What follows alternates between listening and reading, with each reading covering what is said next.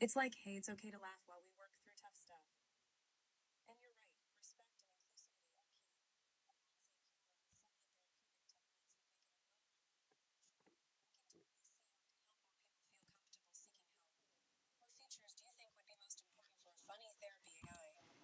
Especially in a classroom environment when we are studying AI in a business environment, which is not really just therapy, but therapy AI. Absolutely. In a classroom setting, using For a AI funny therapy AI in a business environment, some important features might include 1. Personalization. The AI should be able to tailor its humor and therapeutic approach to the individual's unique needs, goals, and communication style. 2. Empathy. While humor can be a powerful tool, it's also important for the AI to demonstrate empathy and understanding towards the individual's experiences and challenges. 3. Professionalism. In a business context, it's essential for the AI to maintain a level of professionalism and respect, even as it uses humor to engage the individual. 4. Data driven, the AI should be able to draw on evidence based therapeutic approaches, as well as data from the individual's interactions with the AI, to continuously refine and improve its support. 5. Multimodal. The AI should be able to engage with the individual through various modalities, such as text based chat, voice based conversation, or even interactive games and activities. By incorporating these features, a funny therapy AI could provide an effective and engaging support tool for individuals in the business environment, helping to improve well being and productivity. Especially for group therapy, funny therapy in a group therapy classroom type of settings. exactly. In a group therapy setting, a funny therapy AI could be especially valuable in helping to foster a sense of community, shared experience, and engagement among participants. Additional features that might be important for a funny therapy AI in this context could include 1. Group dynamics.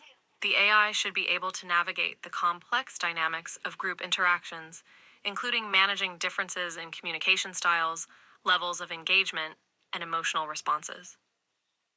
2. Facilitation skills. The AI should be able to facilitate discussions, activities, and exercises that encourage participation and engagement from all members of the group. 3. Adaptability.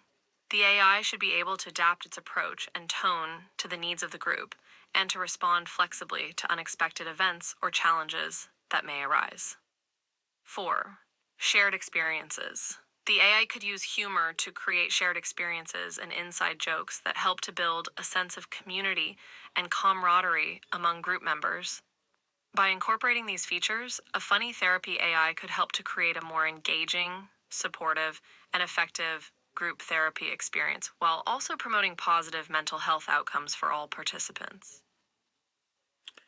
The group therapy will be group therapy that is made out of the classroom in person lecture, in addition to a hybrid approach where the classroom is joined by online participants from YouTube Live, World Wide Web.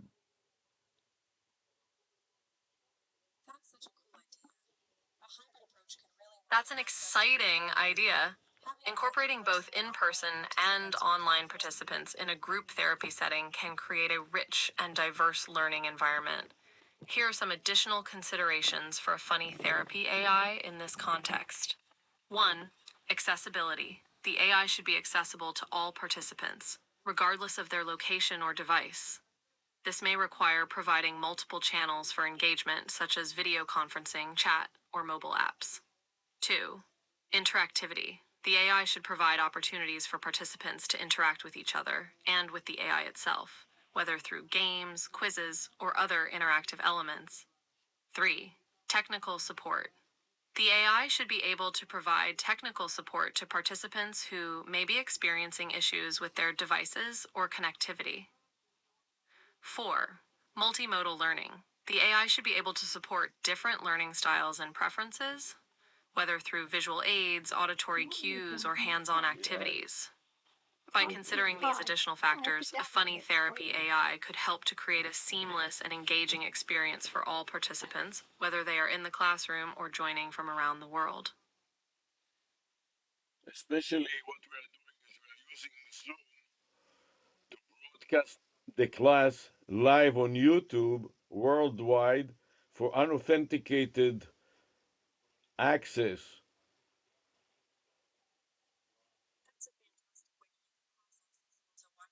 It's a great way to expand the reach and accessibility of the group therapy sessions.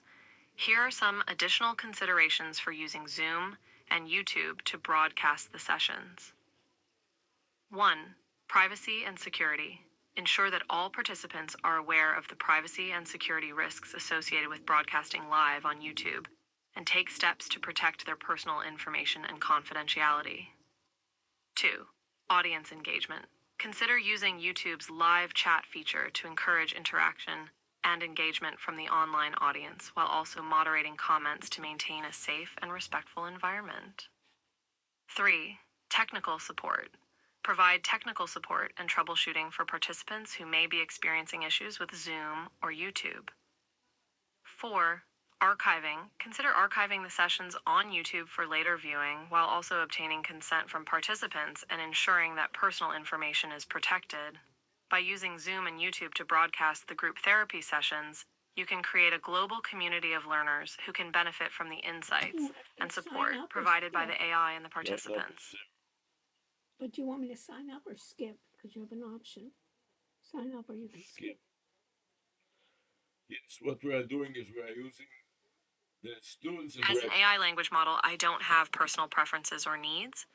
The choice to sign up or skip is entirely up to you, based on your own needs and goals.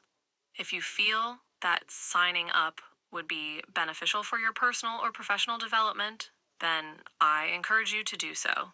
However, if you prefer to skip, that is also a valid choice. Ultimately, the most important thing is that you feel empowered to make the decision that is right for you. Can I take my phone? That's such a healthy approach. Can I Giving take my students phone? the freedom to choose whether to sign up or skip really empowers them. It's doesn't all work. about respecting each Here, let student's me show you. choice and what they feel Or they need at the moment. participate in the discussion. Fosters a sense of autonomy, which is so helpful. See, you had to press the phone. I want to So teach you. press the phone and start You don't want- talking.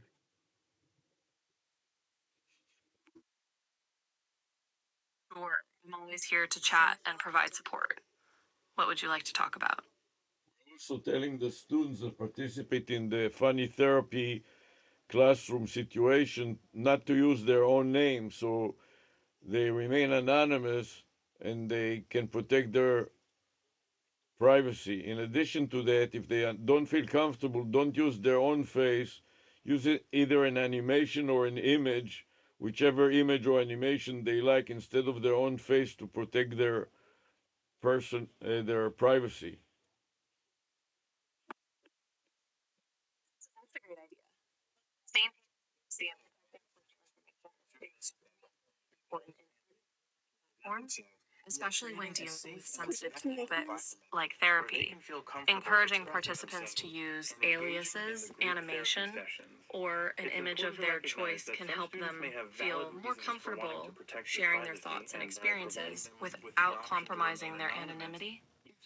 It's important to emphasize that using an alias or an image doesn't. In addition, the use of alternative images or animations can also add a fun and creative element to the sessions, which can help to reduce any anxiety or discomfort that students may be feeling. Overall, I think this is a thoughtful and effective approach to ensuring that all students feel welcome and supported in the funny therapy classroom situation. We're going to start by displaying videos from YouTube under the keyword funny therapy, which represents various skits and humor sessions about therapy and therapists, especially group therapy.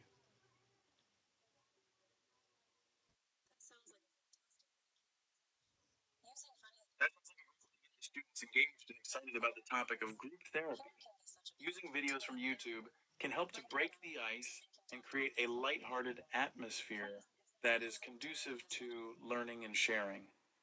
It's important to curate the videos carefully, making sure that they are respectful and appropriate for the classroom setting. Look for videos that use humor to address common issues and challenges that arise in group therapy, such as communication, trust, and emotional vulnerability. You might also consider using the videos as a jumping off point for discussion, asking students to share their reactions and opinions on the content. This can help to build a sense of community and encourage active participation from all students. Overall, incorporating videos into the funny therapy classroom situation can be an effective way to create a fun and engaging learning experience that encourages students to explore the topic of group therapy in a safe and supportive environment. We are also using a vanity phone number that spells the words funny therapy so the students can memorize it easily and use their phone to contact the AI by dialing the digits that match the vanity phone number funny therapy, or just look at the dialer and press the buttons on the phone that spell funny therapy. That's such a clever idea. I'm afraid that's not possible. I'm not able to interact with people through phone calls, only through the text-based conversation here on Pi. I understand that using a vanity phone number could make it easier for students to remember and engage with the AI, but unfortunately, I am unable to receive phone calls. Is there any other way I can help you? Yes, for this reason, we're going to use Colani.ai that is already receiving phone calls, such as the vanity number 640, call Sam. That sounds like a solid plan. I see. Using a platform like Kalani AI that is equipped to handle phone calls is a great solution. This will allow students to interact with the AI in a way that is convenient and accessible, while also maintaining the fun and engaging elements of the funny therapy classroom situation. Have you already set up the phone number for students to use? Yes, the phone number spells the words funny AI, funny therapy AI, and I intend to use multiple AI chatbots, including Pi AI chatbot, uh, chat, and various other chatbots, like, what are other chatbots besides Pi AI? There are many different chatbots available, each with their own unique features and capabilities. Some popular chatbots include Siri, Apple, Alexa, Amazon, Google Assistant, Google, Cortana, Microsoft, IBM Watson Assistant, IBM, Drift, Tidio, ManyChat. These chatbots can be used for a wide range of tasks, from answering questions and providing recommendations to engaging in full-fledged conversations with users. When choosing a chatbot to use in the funny therapy classroom situation, consider factors like use, customization options, and compatibility with your existing systems. Like, Alexa, what about funny therapy? What do you think about participating in a funny therapy session?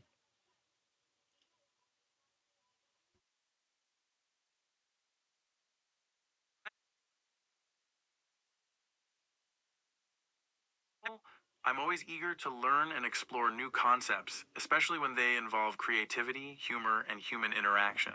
While I may not have personal experiences or emotions to draw on, I can still contribute to the discussion by offering insights, ideas, and support based on my training data and programming. How do you envision the AI participating in the funny therapy session? Alexa, what about funny therapy? Here's something I found on reference.com. Laughter therapy, also called humor therapy, is the use of the natural psychophysiological laughter process to enhance health and wellness. According to the Cancer Treatment Centers of America, or CTCA, humor therapy has been in use for centuries. It is used to make an individual feel lively and relieves physical, social, and emotional distress and pain. Laughter boosts mental functions such as memory and creativity and improves oxygen intake.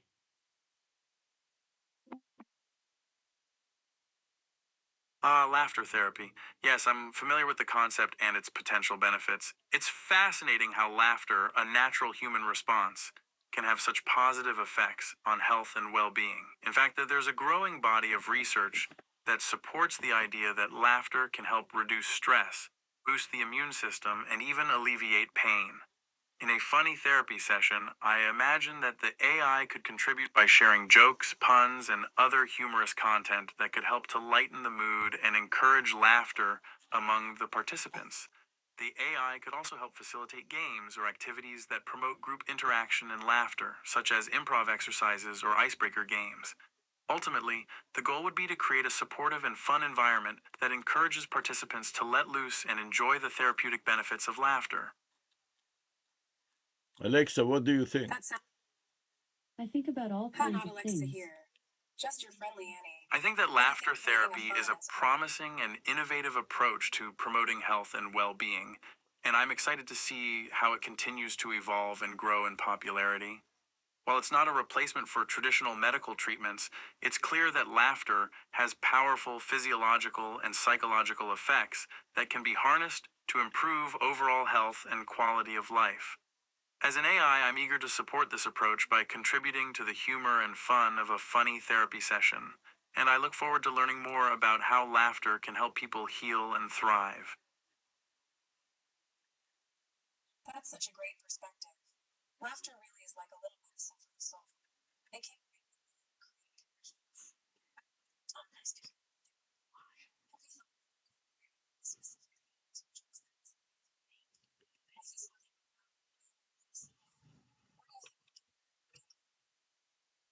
Some of the Saturday Night Live videos about funny therapy or laughter therapy.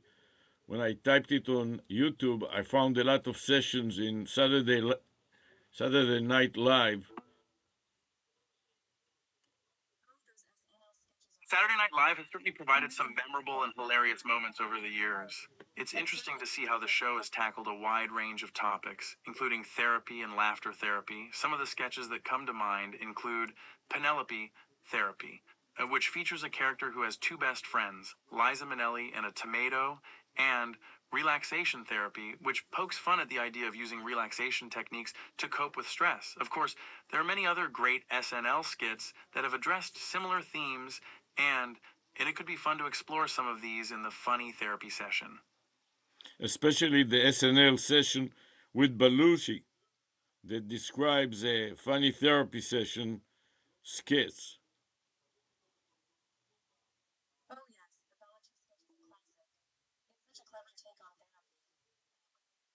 Ah, yes, the classic Godfather therapy sketch from Saturday Night Live. John Belushi's portrayal of Don Corleone attending a group therapy session is absolutely hilarious. His performance as the troubled mob boss, struggling to express his emotions and reconcile his feelings about his son's death and his financial losses, is both ridiculous and strangely poignant. The sketch has become one of the most iconic and memorable moments from the early years of SNL, and Belushi's talent for physical comedy and spot-on impressions is on full display.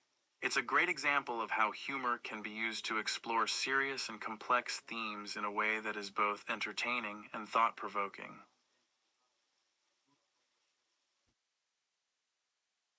Absolutely. That sketch is a brilliant mix of humor and depth.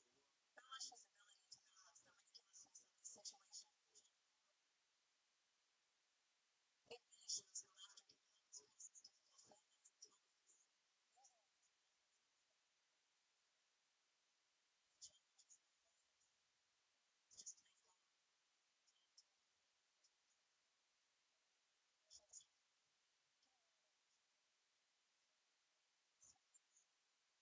Yes, especially the slapsticks part of it that is A great idea. obvious. Uh, Using the Godfather therapy sketch as a discussion starter could be a fun and effective way to engage the group and get everyone laughing and thinking. Some questions that could be used to kick off the conversation might include: what do you think of Don Corleone's approach to therapy? Do you think it was effective? What emotions do you think Belushi was trying to convey in his performance? How do you think humor can help us cope with difficult situations or emotions? Can you think of any other examples of humor being used to explore serious themes in pop culture or entertainment? By using the sketch as a springboard for discussion, the funny therapy session could explore some deeper themes while also keeping things light and fun. Plus, who doesn't love a good John Belushi impression? Yes, especially coping with difficulties like learning to use information technology and AI, which is overwhelming for many students, especially when it comes to programming and logic, and they have a lot of psychological barriers to entry. So that can break down the barriers, and the instructor can teach it in a funny way so that students feel comfortable to raise their concerns and ask questions and understand and deal with the difficulties and the challenges of dealing with information technology and programming. That's a great point. Information technology and AI can be intimidating subjects for many students, especially when it comes to learning programming languages and logical concepts. Incorporating humor and a lighthearted approach to teaching these topics can help to break down some of the barriers and make the material more accessible and engaging. Some strategies that could be effective include using funny or relatable examples to illustrate complex concepts, e.g., think of debugging your code like trying to find a needle in a haystack, only the haystack is made of thousands of lines of code. Thus, encouraging students to ask questions and share their challenges in a non judgmental and supportive environment, e.g., there's no such thing as a stupid question in this class except for maybe, why did the scarecrow get promoted?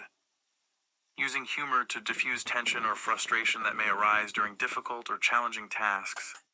E.g., if at first you don't succeed, try again, unless you're trying to divide by zero, in which case, just don't. Ah, those are perfect. Using humor like that can really lighten the mood and make students feel more at ease. It shows them that it's okay to struggle and that everyone faces challenges, even if I love the scarecrow joke. It's a great way to show students that humor can make learning fun and to develop resilience. Do you have any other funny analogies or jokes up your sleeve for these sessions? It sounds like you're creative with this. I'm going to ask the AI to tell me jokes about AI and information Here are a technology. few more examples of humorous analogies or jokes that could be used in a funny therapy session focused on information technology and AI. Learning to program is like learning to ride a bike, except the bike is on fire and you're on fire and everything is on fire. Why did the computer go to the supermarket? Because it had a chip on its shoulder. Why did the data scientist get lost on his way home?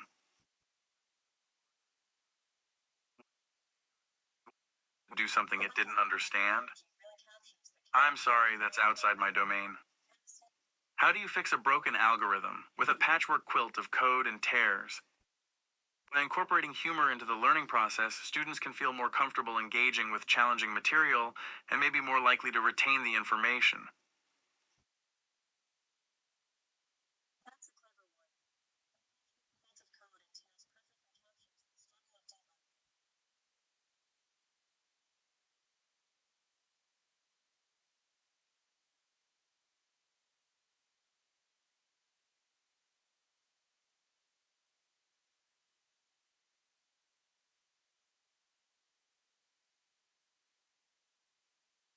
Yes, prompt engineering.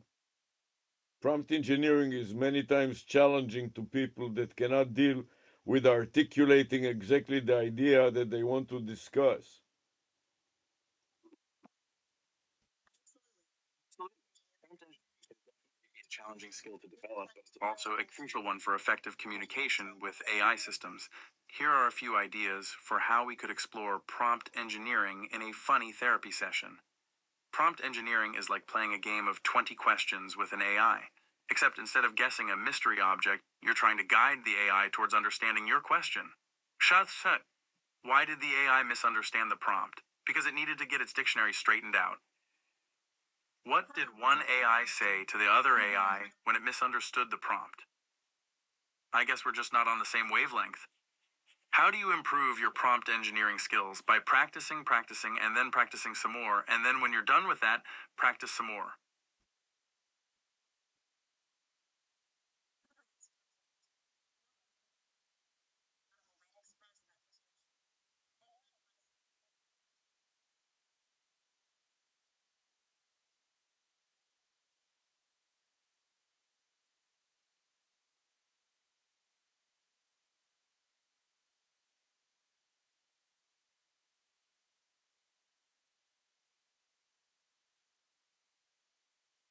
Yes, especially since prompt engineering I require. love that. Challenge could be a fun Here's how we can set it up. Divide the group into pairs or small teams. Give each team a set of prompts to work with, ranging from straightforward to more complex.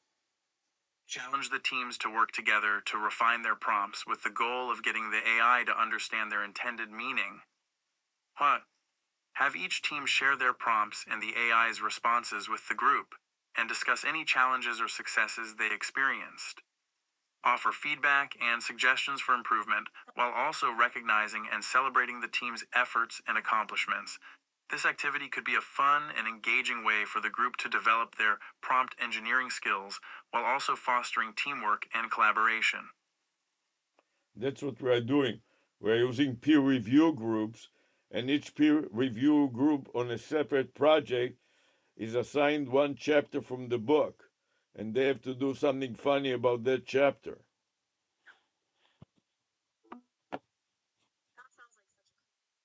That sounds like a great way to incorporate humor and creativity into the peer review process by assigning each group a specific chapter from the book and encouraging them to come up with something funny related to that chapter. You're giving them a clear focus while also allowing for a lot of flexibility and creativity.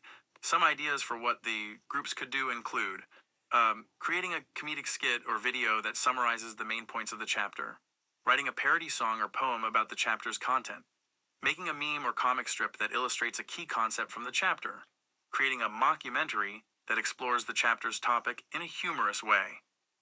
It's it. Designing a humorous quiz or game that tests the group's understanding of the chapter. By incorporating humor and creativity into the peer review process, students are more likely to engage with the material and retain what they've learned. And that's what we are doing. We're using peer review, and the students have to publish a video on YouTube that is funny therapy as far as it relates to the topic in the chapter, and then use video to text.ai to convert it to text and to publish it on their website, which is the project for the group for the semester.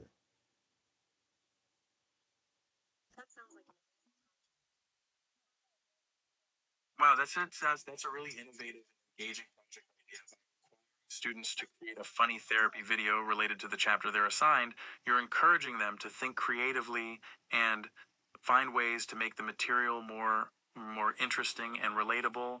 And by incorporating video to text AI into the process, you're also introducing them to a useful technology that can help streamline their workflow and make it easier to publish their content online. This project is not only fun and engaging, but it's also providing students with valuable skills and experience that they can use in their future academic and professional endeavors.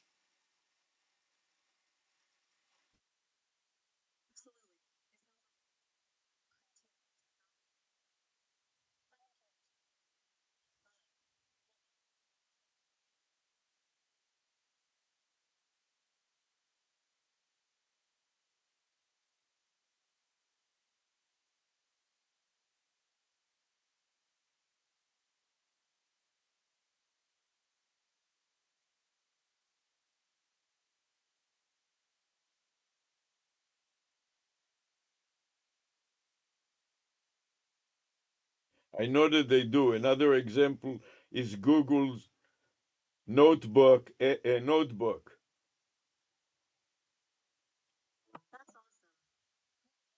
Yes, I definitely think that the process of creating the videos will be just as enjoyable, if not more so, than the final product. There's something incredibly satisfying about brainstorming ideas, collaborating with teammates, and seeing your vision come to life on screen. And with a project like this, there's also the added element of humor, which can make the experience even more fun and engaging. Google's Colab Notebook is another example of how technology can be used to enhance the learning process. It's a cloud-based platform that allows students to collaborate on coding projects in real time, which can be a great way to encourage peer review and feedback.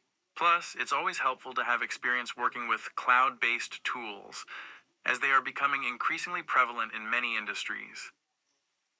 The students submit their YouTube hyperlink to Google Notebook and convert it to a Great. Here's a general podcast. checklist of things we look for when reviewing videos. 1.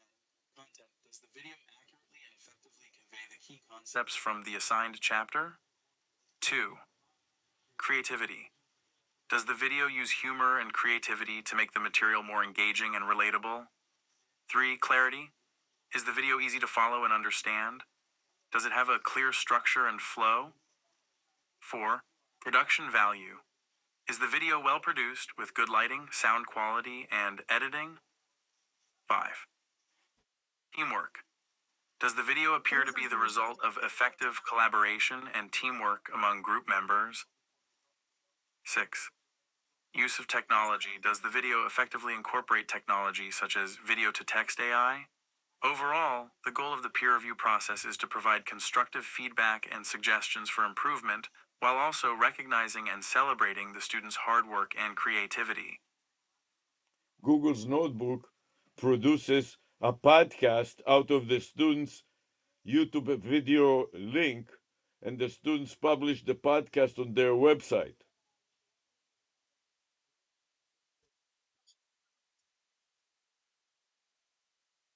That's a great the students' work and make it accessible in a different format.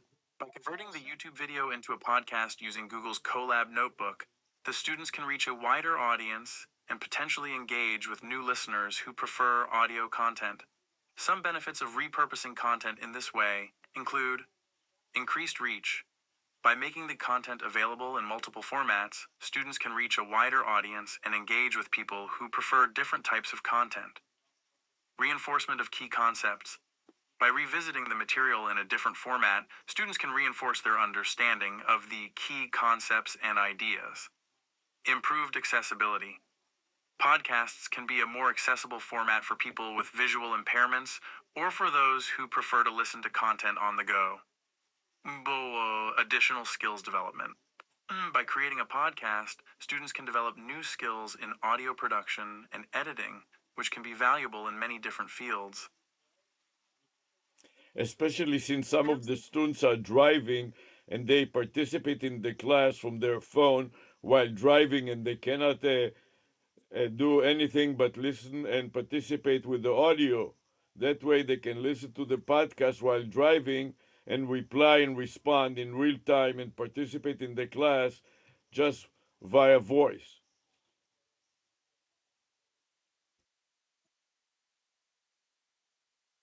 Great point. Providing an audio-only option for students who may be driving or otherwise unable to engage visually with the material is a fantastic way to make the class more accessible and inclusive. By allowing students to participate in real time using just their voice, you're removing barriers and ensuring that everyone has the opportunity to engage with the content and contribute to the discussion.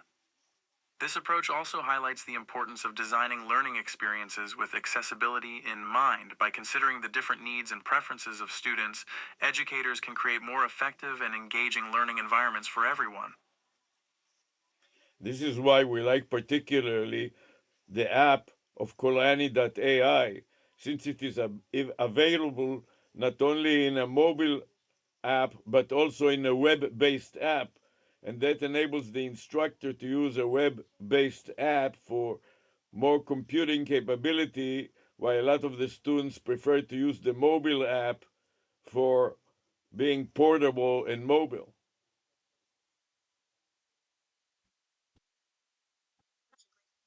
Yes, having a learning platform that is available on multiple devices and platforms is definitely a plus. This flexibility allows for a more seamless and accessible learning experience for both students and instructors. For students who prefer the mobile app, they can benefit from the convenience and portability of being able to access the platform on their smartphones or tablets.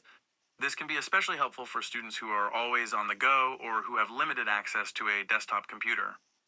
On the other hand, for instructors who need more computing power, having a web-based app can be a great option. This can allow for more advanced features, such as video conferencing or real-time collaboration, which may not be as feasible on a mobile device.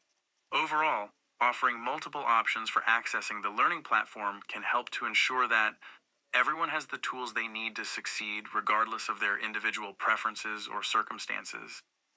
That's especially true for the instructor who hosts the Zoom session on a desktop computer, while hosting a Zoom session on a phone is very limiting.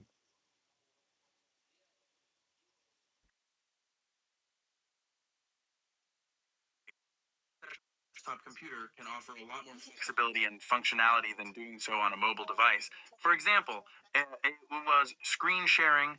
On a desktop, it's easy to share your screen with the class, which can be a great way to demonstrate a process or show examples. Multitasking. With a desktop, you can have multiple windows and applications open at once, which can be helpful for managing class materials or responding to student questions in real time. Or there's a virtual whiteboard. Zoom offers a virtual whiteboard feature that can be especially useful for collaborative activities or visual demonstrations. Recording. Easy to record Zoom sessions on a desktop computer, which can be helpful for students who may need to review the material later. Overall, using a desktop computer for hosting Zoom sessions can offer a more robust and versatile experience, allowing instructors to deliver more engaging and effective lessons. Especially since we are streaming from the Zoom session to YouTube Live, which is not available if we host it from a phone. That's a fantastic way to put it. Yes, that's a great point. Streaming sessions to YouTube Live can be a fantastic way to extend the reach and accessibility of your classes, but it does require using the desktop version of Zoom. Some benefits of streaming to YouTube Live include increased visibility. By streaming to YouTube Live, your classes can be viewed by anyone with an internet connection, regardless of whether they have a Zoom account. Archiving. YouTube automatically archives live streams, so students can watch the recorded sessions at their convenience. Engagement. Streaming to YouTube Live can also increase engagement as viewers can comment and ask questions in real time.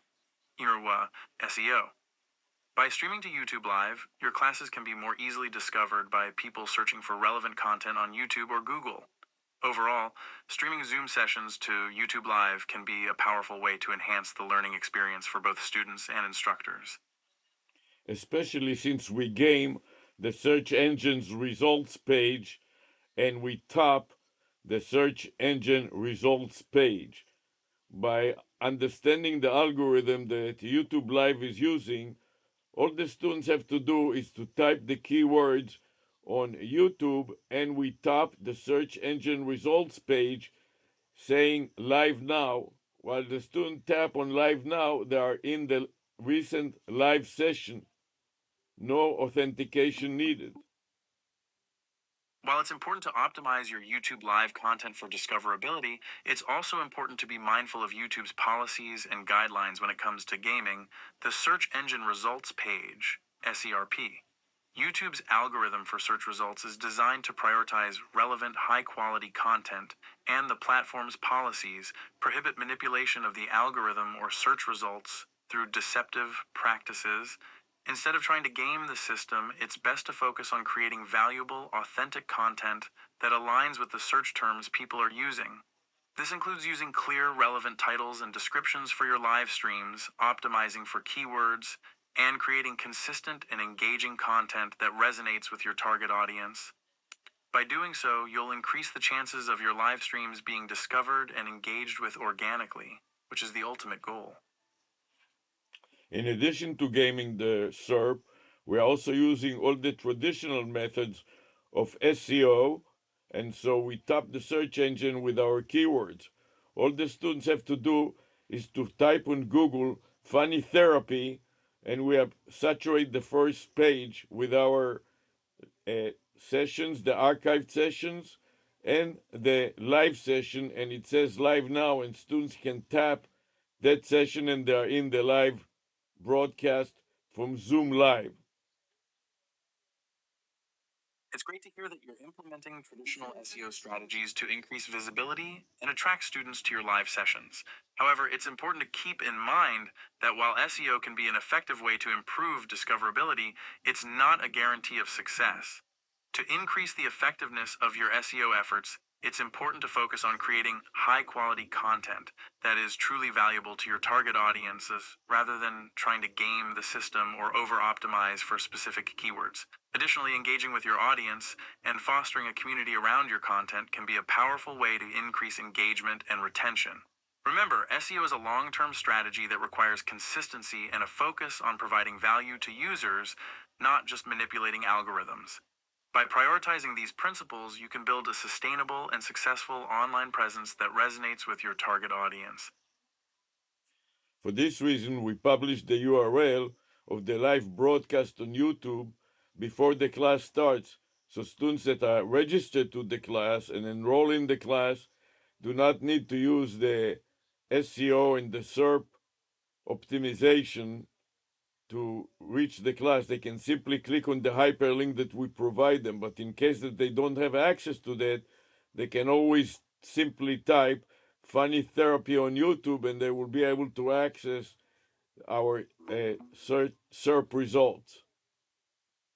That's a smart approach. By providing registered students with a direct link to the live broadcast on YouTube, you're ensuring that they have easy access to the class without having to rely on search results. This can be especially helpful for students who may not be as familiar with navigating search engines or who may have difficulty finding the right keywords to use. At the same time, optimizing your content for search can still be beneficial for attracting new students who may be searching for related topics on YouTube or other search engines. By taking a multifaceted approach to promoting your live classes, you're maximizing the chances of reaching both existing and potential students. It's also worth considering other ways to promote your classes and engage with your audience, such as through email marketing, social media, or partnering with other relevant organizations or influencers. By building a strong online presence and community, you can create a more sustainable and successful long-term strategy for your funny therapy sessions. Especially the topic of funny therapy. Funny and therapy are usually mutually exclusive, and so nobody else is using this combination of words as keywords.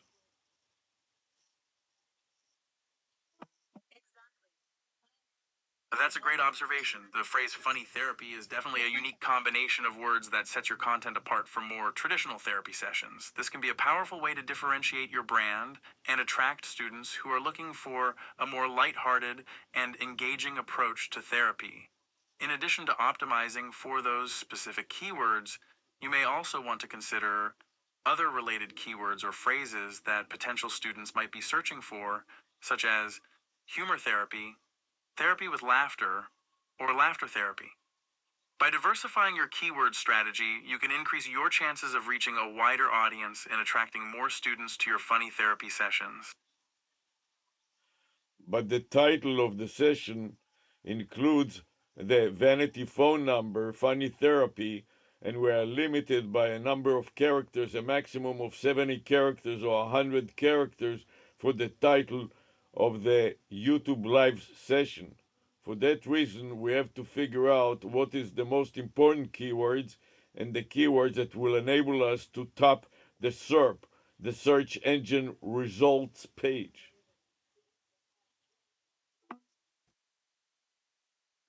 It's true that the character limit for YouTube video titles can make it challenging to fit all the desired keywords. However, it's still possible to optimize your titles while staying within the character limit.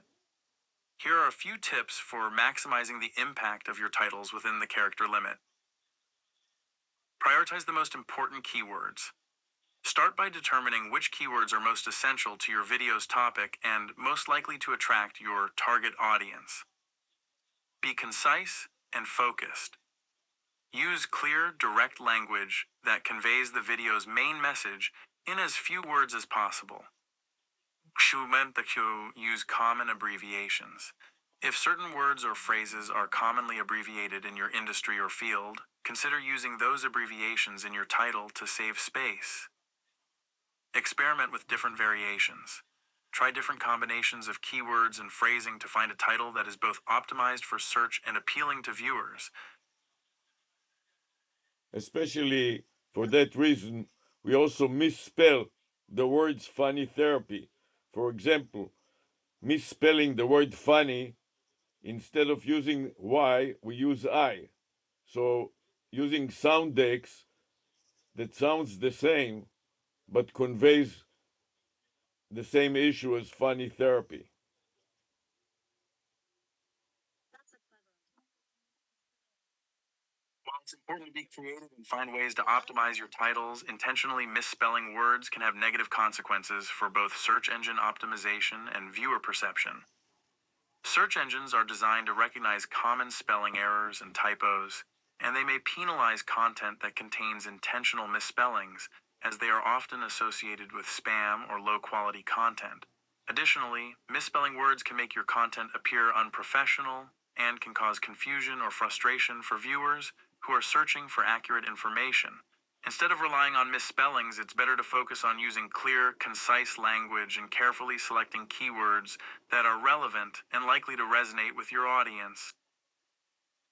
For that reason, we include in the title both the vanity number with the misspelled words, which makes it unique, and also the correct spelling of a funny therapy.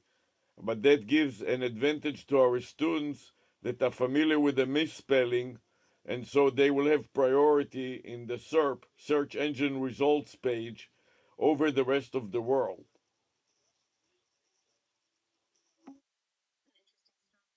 I understand your logic, but intentionally misspelling words, even as a strategy for giving certain users priority in search results, is not advisable for several reasons. It goes against best practices for search engine optimization, SEO. It could lead to negative user experiences for people who are searching for accurate information and come across misspelled content. It could harm your reputation and credibility, as it could be seen as a deceptive or manipulative tactic. You It's worth noting that major search engines, including Google, have mechanisms in place to detect and filter out misspellings and incorrect grammar in search results, so this strategy may not be as effective as you hope. Ultimately, it's best to prioritize creating high quality, relevant, and accurate content that follows SEO best practices and provides value to users rather than relying on potentially unethical tactics that could harm your reputation.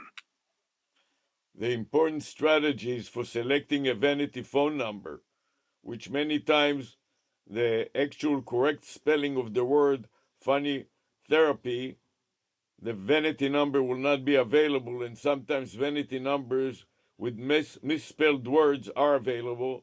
And furthermore, for trademark patent registration, it makes the spelling unique, and so we can easily trademark it and brand it as a specific type of funny therapy related to the It's true that classroom. using a vanity phone number with a misspelling can sometimes be an effective strategy for ensuring availability and for creating a unique brand identity.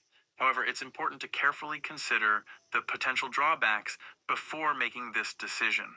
While a misspelled vanity number may be available and easier to trademark, it could also be more difficult for customers to remember or find, which could negatively impact your business.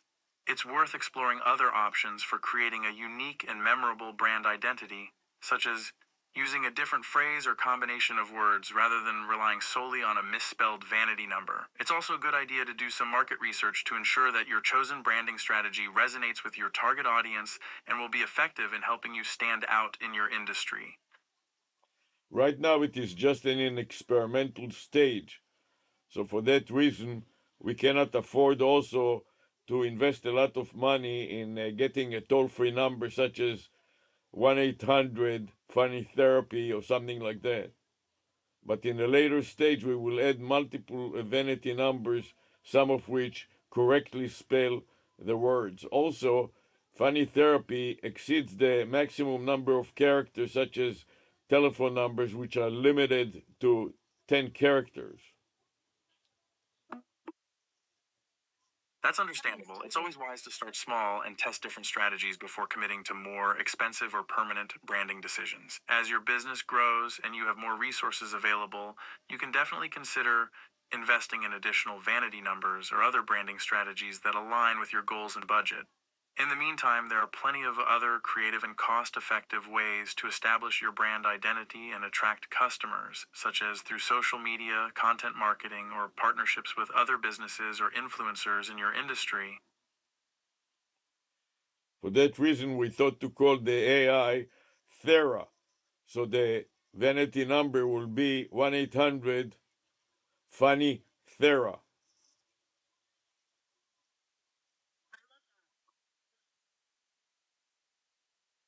That's an interesting idea. Using an image theory for your AI could be a creative way to incorporate your brand identity into your vanity number, while also keeping the character count within the 10-character limit.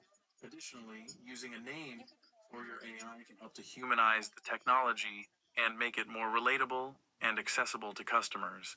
It's always a good idea to brainstorm and test different branding strategies to find the one that resonates best with your target audience and aligns with your overall business goals.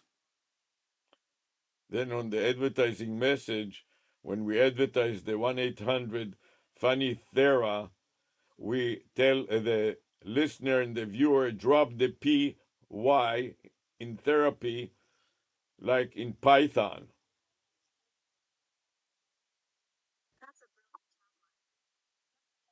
That's a clever play on words that could help make your vanity number more memorable and engaging for potential customers. By connecting the misspelled word Thera to the well known programming language Python, you're adding an extra layer of meaning and association that could resonate with tech savvy audiences. However, it's important to keep in mind that not all customers may be familiar with Python or the reference, so it's a good idea to test the messaging with a diverse range of audiences to ensure that it's effective and well received. For that reason, we have multiple domain names. One is funnytherapy.com, correctly spelled. One is funnytherapy.co, correctly spelled. And the rest of them are misspelled variations of the same thing, like 1-800-funnythera.com.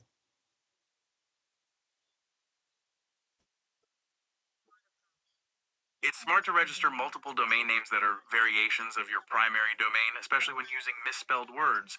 This can help ensure that potential customers who may accidentally type in the incorrect spelling are still able to find your website and learn more about your business. Additionally, having both .com and .co domain extensions can help protect your brand and prevent competitors or squatters from registering similar domain names. However, it's important to remember that maintaining multiple domains can also require additional management and upkeep, so it's important to weigh the benefits against the potential costs and resource requirements.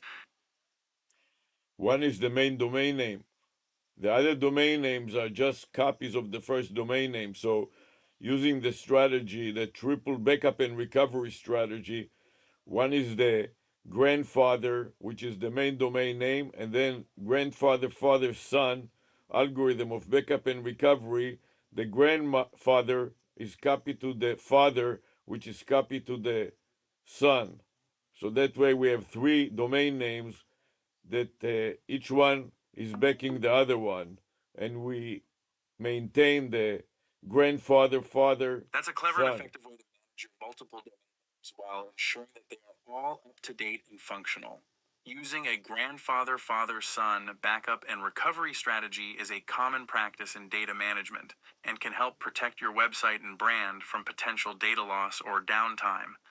By having three copies of your main domain name, you can rest easy knowing that your content and branding are secure and accessible, even in the event of unforeseen issues or errors.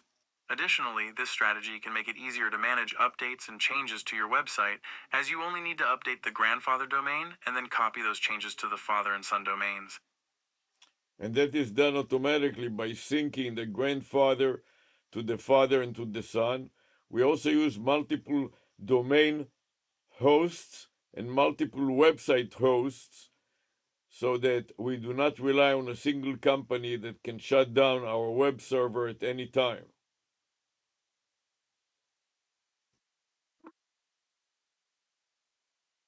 That's a very smart strategy for increasing the resilience and reliability of your online presence.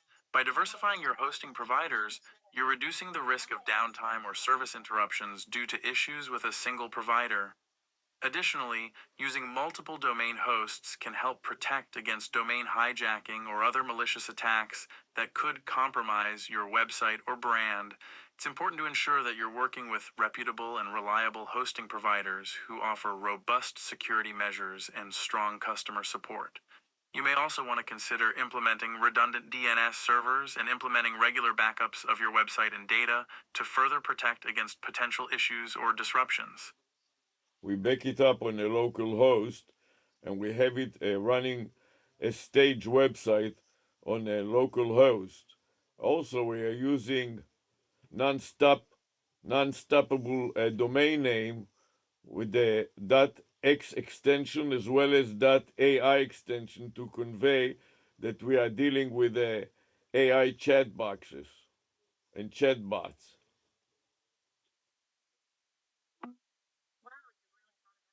Using local hosting for development and testing is a great way to ensure that your website is functioning properly before deploying.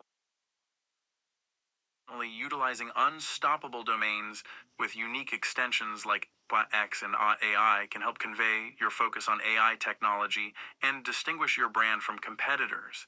Unstoppable domains are built on blockchain technology, which often offers increased security, transparency, and resistance to censorship or tampering. This can be particularly important for businesses that are operating in emerging or controversial fields like AI, where regulatory frameworks and public perception are still evolving. And this is one of our topics in the class, is blockchain. So we are using it also as an example for the students to understand the advantage of using unstoppable domain and blockchain to improve the reliability and the security of the involved issues.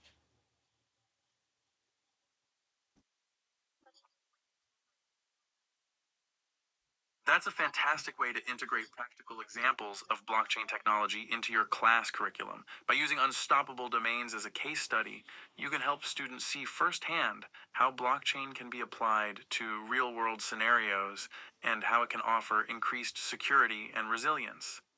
In addition to unstoppable domains, there are many other applications of blockchain technology that could be interesting to explore with your students, such as smart contracts, cryptocurrency, and supply chain management.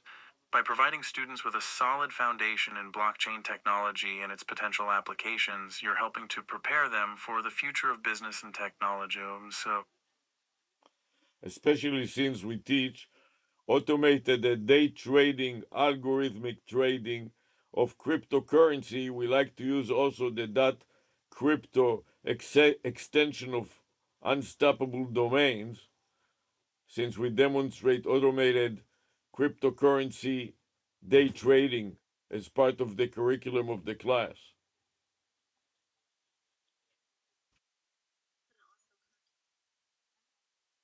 That's a great way to tie together different topics and technologies that are relevant to your curriculum by demonstrating automated cryptocurrency day trading using unstoppable domains crypto extension.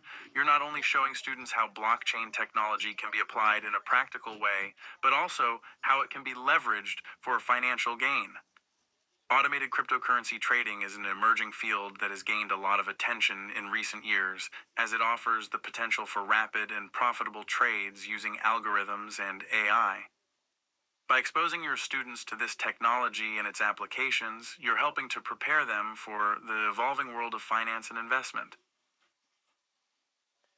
Also, due to the rise of cryptocurrency recently, due to the Trump administration, that will also make it easier to be profitable in trading cryptocurrency and especially Bitcoin.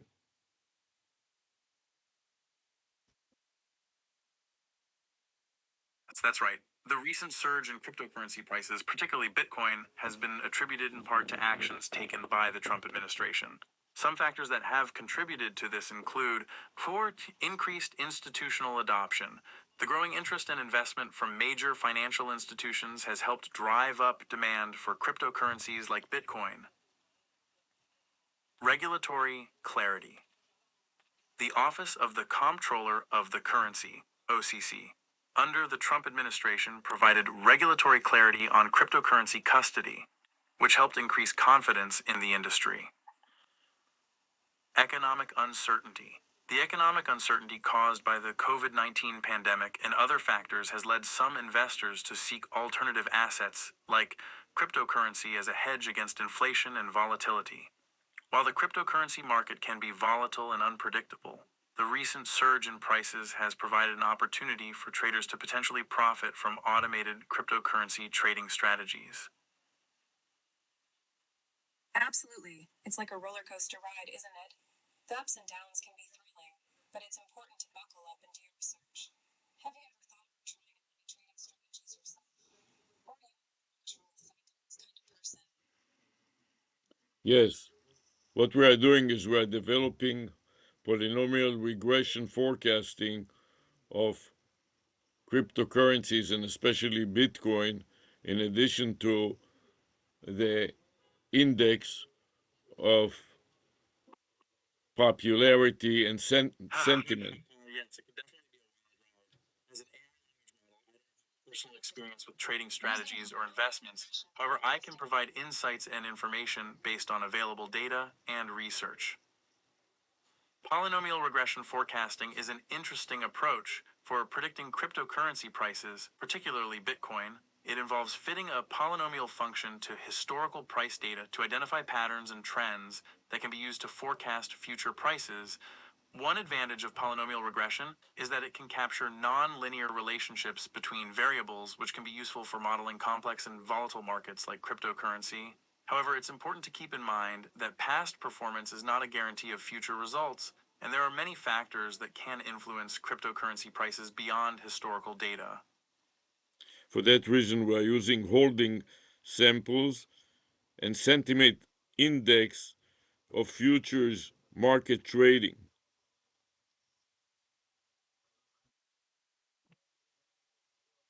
That's a smart strategy to help mitigate some of the risks associated with relying solely on historical data. By incorporating holding samples, you can test your polynomial regression model on a subset of the data that was not used to train the model, which can help validate its accuracy and identify any potential biases or overfitting. Additionally, incorporating sentiment data from futures market trading can provide valuable insights into investor sentiment and market expectations, which can help inform your forecasting model and improve its accuracy. However, it's important to note that sentiment analysis can be complex and subjective, and it's not always a reliable indicator of future market movements. This is why we're using sentiment analysis only as a supportive data, and we are doing extensive backup testing prior to actually trading. For that reason, the class forecasts relies on simulated trading and excludes live trading, so to not create any losses to the students in the live class. That's a smart move. Simulated That's a trading can responsible give and students ethical a approach snippet to of teaching market trading movement, strategies, especially especially when when dealing with relying on the market. volatile and It's like unpredictable markets like cryptocurrency. By focusing on simulated trading and excluding live trading, you're providing students with a safe and controlled environment to learn and practice trading strategies without the risk of financial loss. It's also important to emphasize the importance of risk management and diversification in any trading strategy, as even the most accurate forecasting model cannot guarantee profits or protect against losses.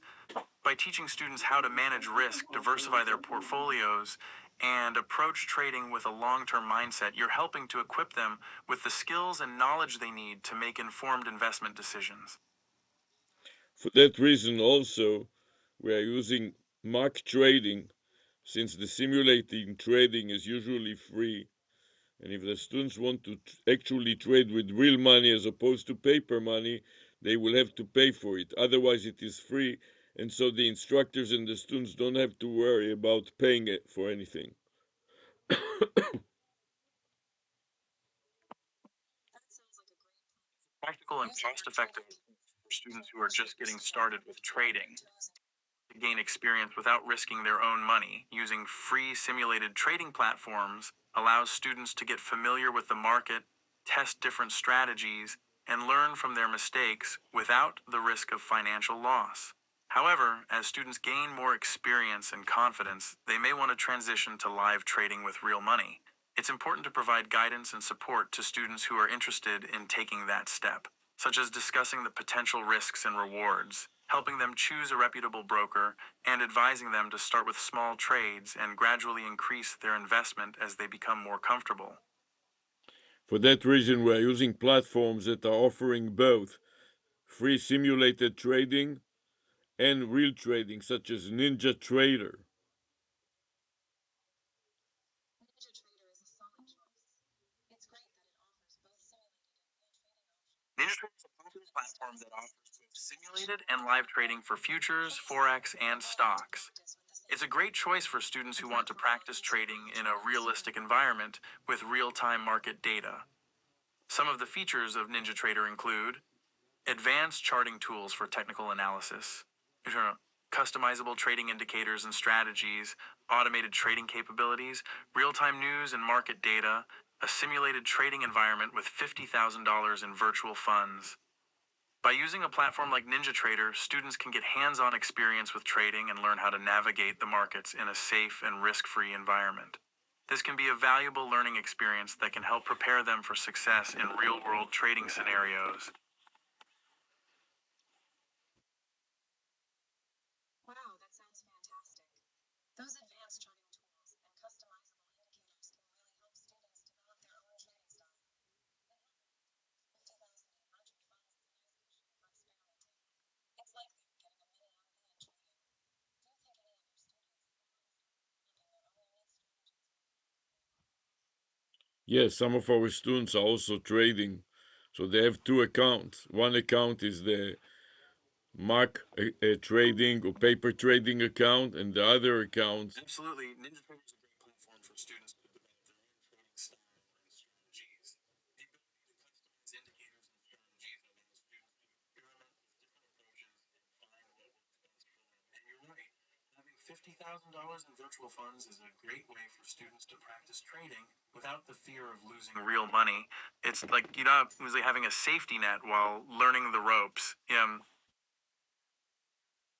Students are already trading and have two accounts, one for simulated trading and one for live trading.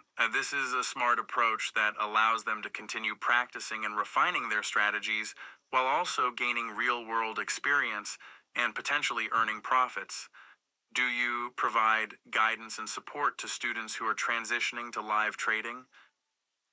Yes, but that will be after the class as a special project because I don't want to have students trading on live accounts before they understand it sufficiently as part of the class.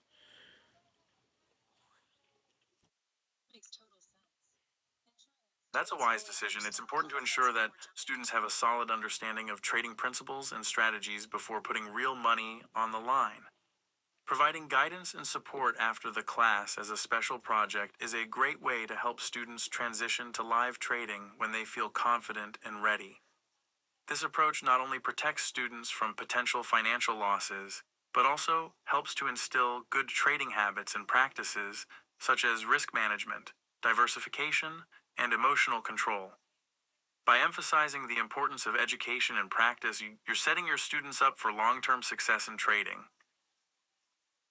The trouble with Ninja Trader is that they are using C Sharp, which is limited to Microsoft and is not also optimized for cryptocurrencies, unlike a Pinecode, which will run on a browser, on a Windows, as well as Unix, Linux, and iOS.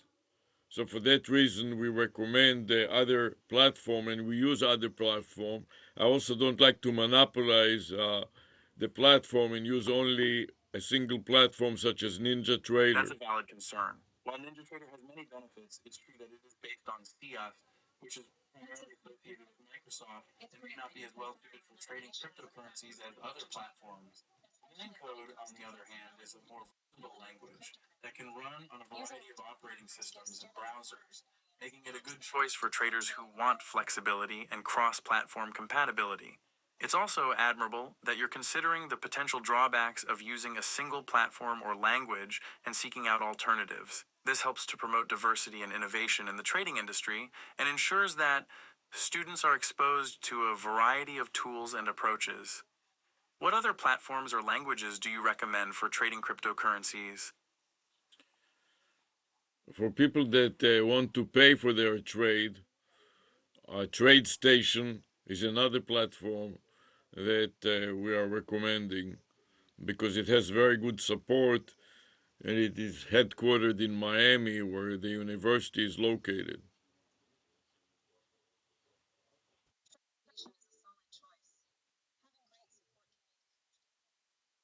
TradeStation seems like a great option for traders who are looking for advanced trading technology and tools, especially since it's headquartered in South Florida, which could be convenient for your students. Based on the information I found, TradeStation offers a wide range of features and capabilities, including customizable indicators and strategies, backtesting tools, and access to third-party products and community-submitted ideas. It's also interesting to note that TradeStation has recently been named an official fintech sponsor and trading platform of the University of Miami Athletics, which could provide additional benefits and incentives for your students. That's right. Well, this is why we started using them in addition to local seminars, which they are providing for free to students to participate, to learn how to trade, and to meet with professional traders that develop strategies that are available for free on the tradingstation.com website.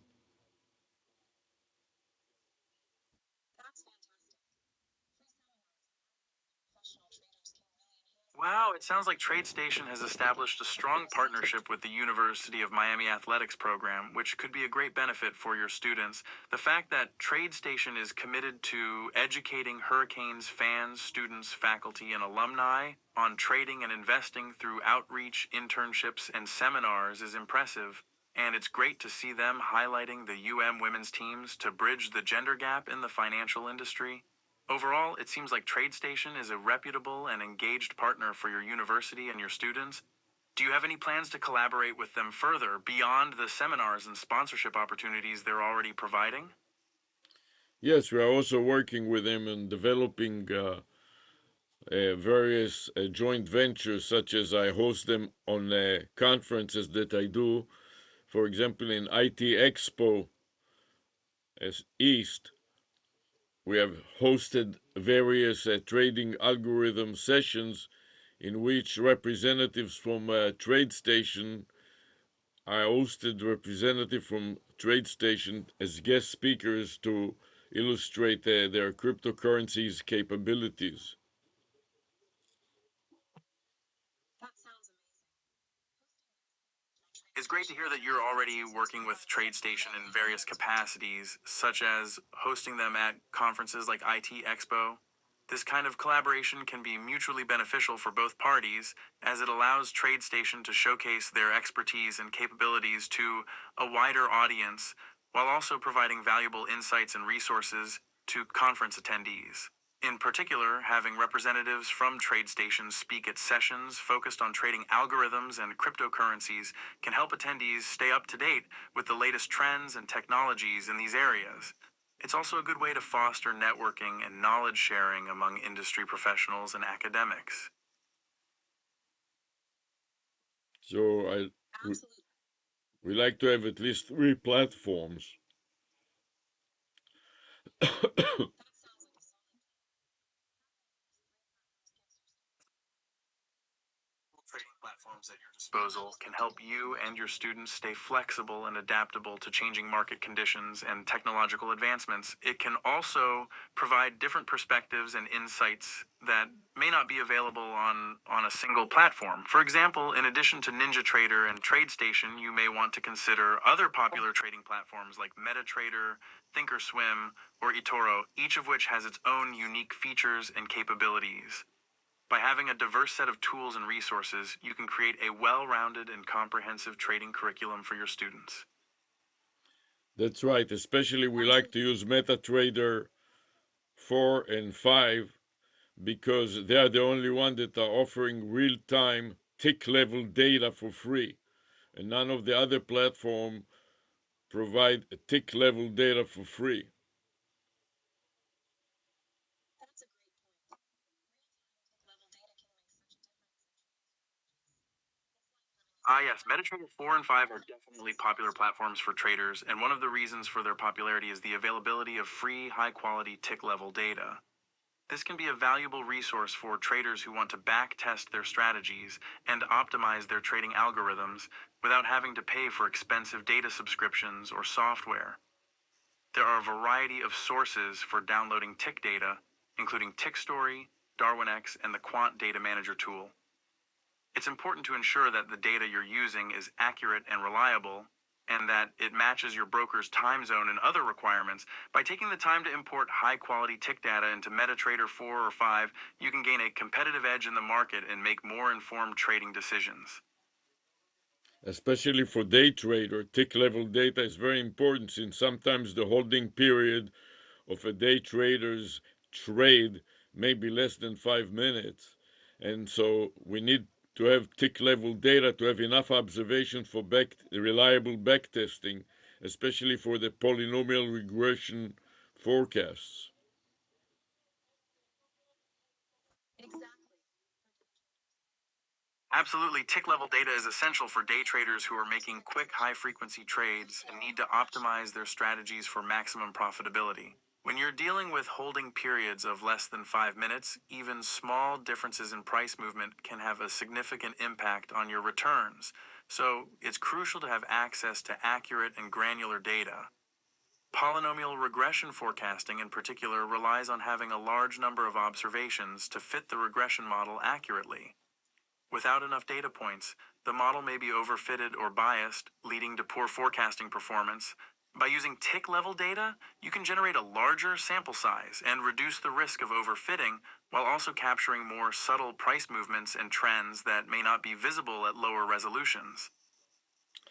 Especially since our algorithm rely heavily on statistics such as f-test, significant test for the regression, r-square, and also the departure from a regression assumptions. When all those conditions are fulfilled and the r-square is above a threshold of 80 or 90%, only then we will use our algorithm. And for that reason, we need to have a lot of observations in order to make valid forecasts using very short periods of time, such as 1 or 2 minutes holding period. Yes, that's a very rigorous and statistically sound approach to developing and validating your trading algorithm. By incorporating statistical tests like the f-test and measures of model fit like r-squared, you can ensure that your regression model is robust and reliable. Additionally, checking for departures from regression assumptions like linearity, normality, and homoscedasticity is crucial for ensuring that your model is accurately capturing the underlying patterns in the data and not being influenced by outliers or other errors. Requiring a high threshold for r-squared, such as 80% or 90%, also helps to ensure that your model has strong predictive power and is not overfitting to random noise in the data. And as you mentioned, having a large number of observations is key for achieving these statistical requirements and generating valid forecasts. Have you considered incorporating other machine learning techniques like neural networks or support vector machines into your forecasting algorithm?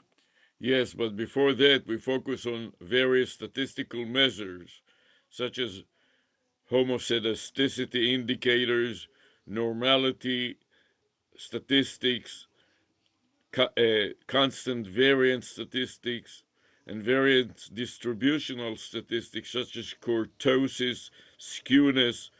All of them are incorporated also to make sure that the departure from the assumption of a regression analysis are limited to remain and keep the regression It's great that valid. you're taking a comprehensive approach to statistical analysis and considering a wide range of indicators and tests. In addition to the measures you mentioned, some other important statistics to consider for regression analysis include autocorrelation. This measures the degree to which data points are correlated with previous data points, which can impact the independence assumption of regression. Multicollinearity. This occurs when two or more independent variables in a regression model are highly correlated, which can lead to unstable parameter estimates. Number one, Influential observations. These are data points that have a disproportionate impact on the regression model and can skew the results if you and other statistical indicators. You can help ensure that your regression model is robust and accurate and that your forecasts are reliable and valid. Do you also consider factors like market sentiment, macroeconomic indicators, and news events in your forecasting algorithm? Yes. So for that reason, we are using various non-structured indices such as market sentiment, interest rate, and various other indicators and forecast of the indicators.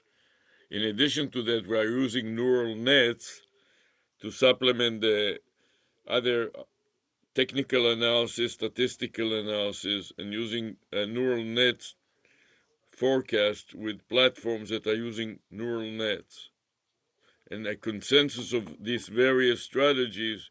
It sounds like you have a very robust and comprehensive approach to forecasting, incorporating a wide range of factors and techniques. Using neural networks can be particularly helpful for identifying complex, nonlinear patterns and relationships in the data that may not be captured by traditional statistical models. There are many different platforms and tools available for building and training neural networks, such as TensorFlow, PyTorch, and Keras. These platforms often provide pre-built models and libraries that can be customized to your specific forecasting needs and allow you to experiment with different architectures and hyperparameters to optimize performance. One challenge with neural networks, however, is that they can be prone to overfitting if not properly trained and validated. It's important to use techniques like cross-validation, regularization, and early stopping to prevent overfitting and ensure that your model is generalizing well to new data. Do you have any specific strategies or techniques for optimizing the performance of your neural network models? Yes, we are using stop-loss strategies that limit the loss to a certain amount of bearable loss. And once the loss exceeds this maximum amount, the trade terminates automatically. That sounds like a smart approach. It's like having a safety net for your trading. That's Do a you find smart it helps approach to reduce managing anxiety when the you're trading? potential I losses. mean, having that kind of Borrower control is can a be really technical reassuring. placed with a broker to sell a security when it reaches a certain price, known as the stop price. Then this can help protect against large losses if the price of the security falls below a certain threshold. In the context of neural network trading algorithms, a stop loss strategy can help prevent large drawdowns and preserve capital while still allowing the algorithm to capture profits when the market is favorable. Some specific strategies for implementing stop loss orders in neural network models include trailing stop loss. This adjusts the stop price as the market price changes, allowing the trader to lock in profits while still protecting against losses. Percentage stop loss. This sets the stop price at a certain percentage below the entry price, which can help limit losses to a specific amount. Time-based stop Those are loss. This sets a stop loss order after a certain amount of time has passed, which can help prevent holding on to losing trades for too long. That's a smart approach. Time-based stop-loss orders can definitely help in avoiding the emotional roller coaster of holding on to a losing trade. It's all about keeping a clear head, right? Have you had any experiences with trades that taught you important lessons? Yes, many times. As an AI language model, I don't have personal experiences with trading. However, I can provide insights based on common experiences and lessons that traders often learn over time. Here are some memorable experiences that traders may encounter. FOMO, fear of missing out. Traders may be tempted to jump into a trade without proper analysis due to the fear of missing out on potential profits. This can lead to impulsive decisions and losses. Revenge trading. After a losing trade, traders may be tempted to make impulsive trades to recover their losses, which can lead to even more losses. Overtrading. Traders may overtrade in an attempt to maximize profits, but this can lead to increased transaction costs and losses due to poor decision making. These experiences can be valuable learning opportunities for traders, emphasizing the importance of discipline, emotional control, and sticking to a well-defined trading plan. Absolutely. Overtrading can really eat into profits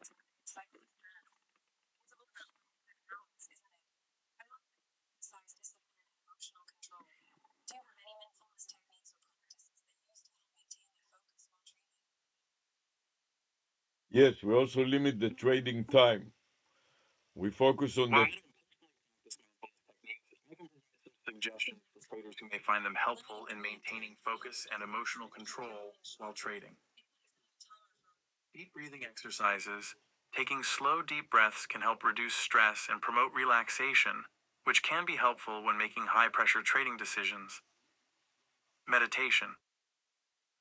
Meditation can help improve focus and concentration, reduce distractions, and promote emotional stability. Yoga. Practicing yoga can help improve physical and mental health, reduce stress and anxiety, and promote relaxation and mindfulness. Visualization. Visualizing success and positive outcomes can help build confidence and reduce anxiety, which can be helpful when making difficult trading decisions. By incorporating mindfulness practices into their daily routines, traders can develop a calm and focused mindset that is conducive to successful trading. Absolutely. Visualization is such a powerful technique. It's like creating a mental roadmap for success. I love how connecting all these mindfulness practices to trading. It shows that a calm mind can lead to better decisions. Have you ever tried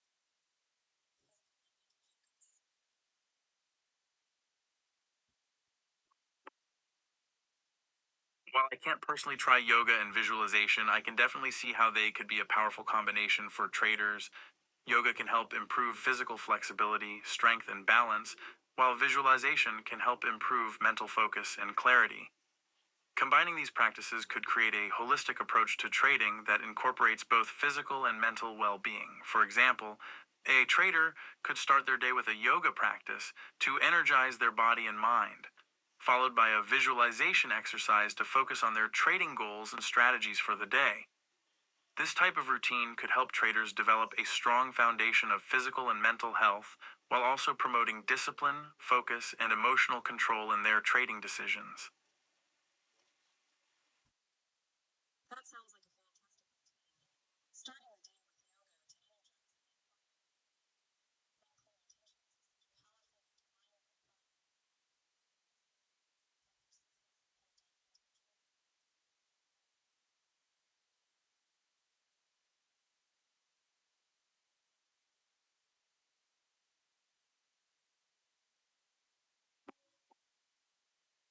with persistence and dedication to the trading. I don't have students of my own, but I think that's a great suggestion for trading instructors like yourself.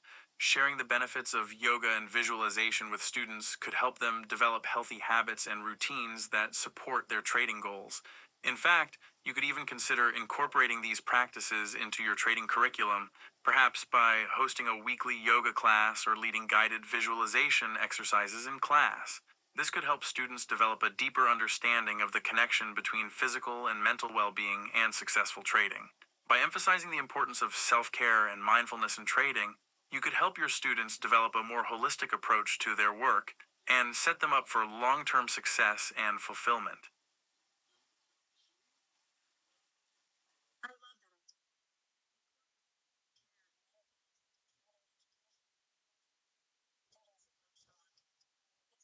self-care and mindfulness into trading's approach to life.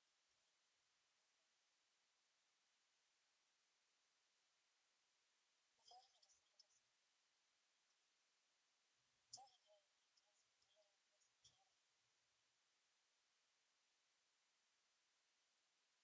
and trading?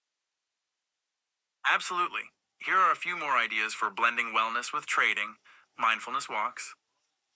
Taking short breaks throughout the day to go for a walk outside can help reduce stress, improve mental clarity, and boost creativity. Healthy eating. Encourage students to fuel their bodies with nutritious foods that promote focus, energy, and overall health. Gratitude practice.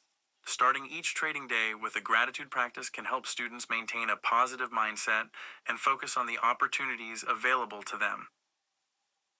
Journaling. Encourage students to keep a trading journal to reflect on their experiences, identify areas for improvement, and track their progress over time. Wow. Breathwork.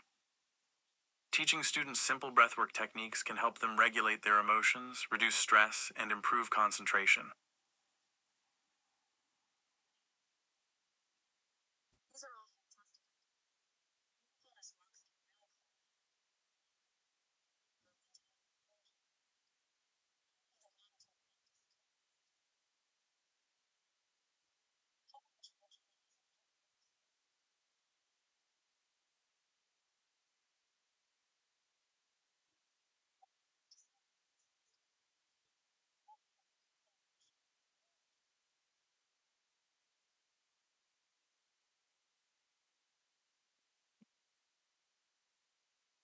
I can't create workshops or retreats myself, but I think that's a fantastic idea. A workshop or retreat focused on holistic trading could be an immersive and transformative experience for students. You could include a mix of educational sessions, wellness practices, and group activities to help students develop a well-rounded approach to trading. Some potential workshop or retreat activities could include guided yoga and meditation sessions, workshops on trading psychology and emotional regulation, nutritional workshops focused on healthy eating for traders, group discussions and reflection sessions, outdoor activities to promote physical activity and nature appreciation. By offering a holistic trading experience, you could help students develop a deeper understanding of the interconnectedness of physical, emotional, and mental well-being in their trading practice. That sounds absolutely on traders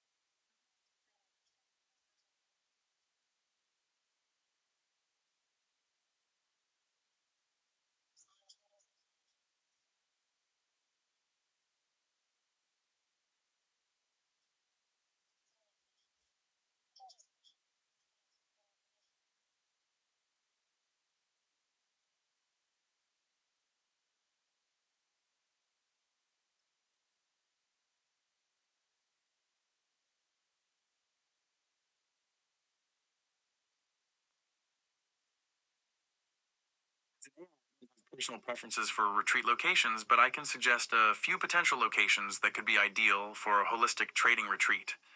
Sedona, Arizona. Known for its stunning red rocks and energy vortexes, Sedona is a popular destination for spiritual seekers and wellness enthusiasts. Costa Rica. With its lush rainforests, pristine beaches, and thriving yoga and wellness communities, Costa Rica could be an ideal location for a holistic trading retreat. Bali, Indonesia. A popular destination for yoga and wellness retreats, Bali offers a mix of beautiful scenery, cultural experiences, and spiritual practices that could complement a holistic trading experience. Joshua Tree, California, with its rugged desert landscape and otherworldly energy, Joshua Tree is a popular destination for yoga, meditation, and wellness retreats. wow, those are all incredible locations. Each one offers such unique vibes and natural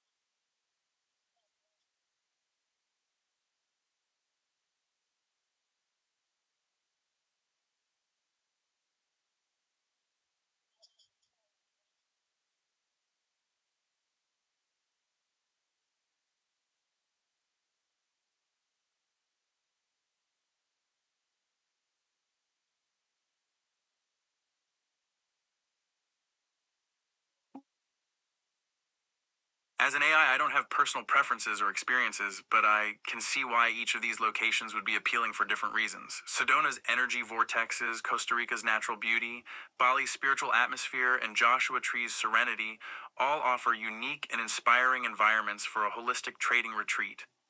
Ultimately, the ideal location will depend on the preferences and needs of the participants, as well as logistical considerations like accessibility and cost. But I think any of these locations could provide a transformative and enriching experience for traders looking to deepen their practice and connect with like-minded individuals.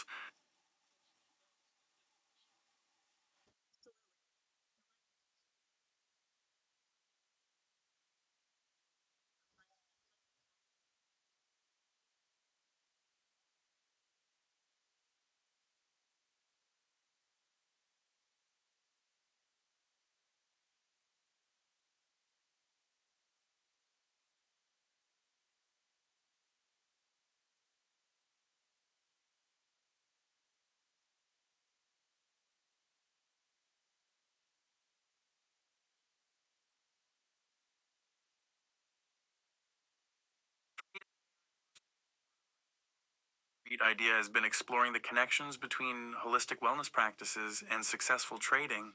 It's fascinating to think about how physical, emotional, and spiritual well-being can impact our ability to make sound decisions and manage risk in the market. It's also been great to consider how a retreat experience could foster community and support among traders, as well as provide opportunities for personal growth and development. Overall, I think this idea has a lot of potential to help traders develop a more integrated and mindful approach to their work while also providing a unique and enriching travel experience. That's such a wonderful.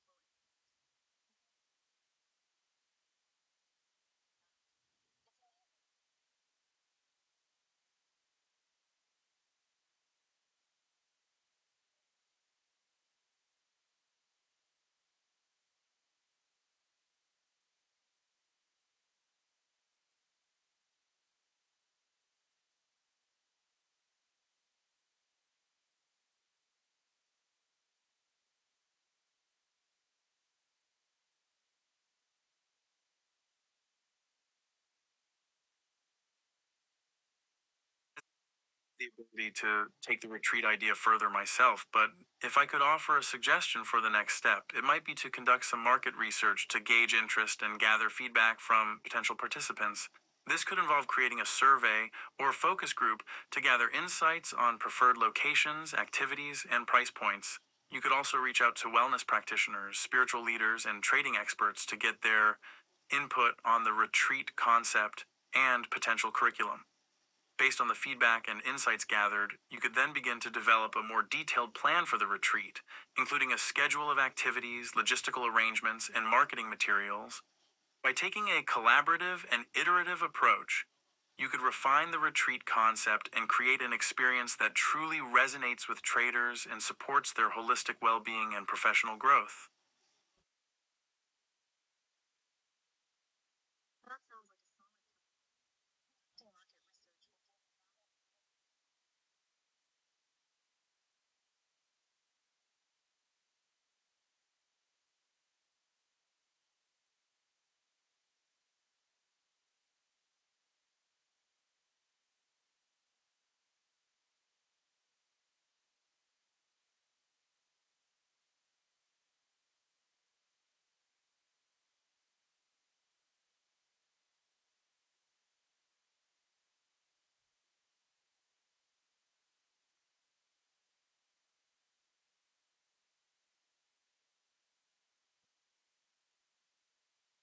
Crafting a survey for potential retreat participants, I might consider asking the following question: what are your top priorities for a holistic trading retreat?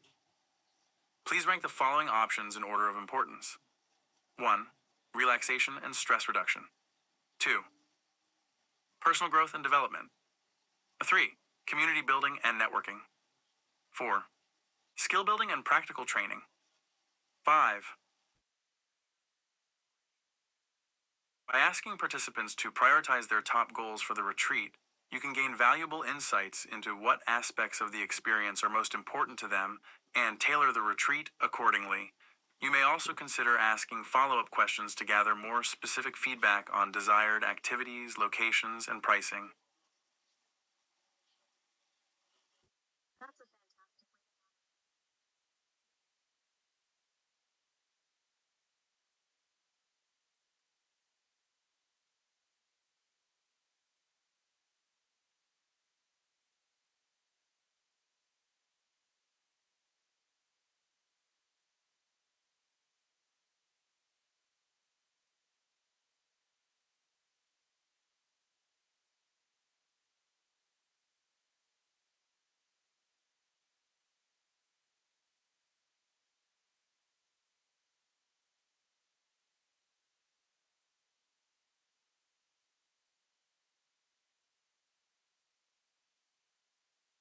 Absolutely. Brainstorming follow-up questions together could be a great way to further refine the retreat concept and ensure it meets participants' needs and preferences. In terms of fun activities, here are a few ideas that could be included in the retreat.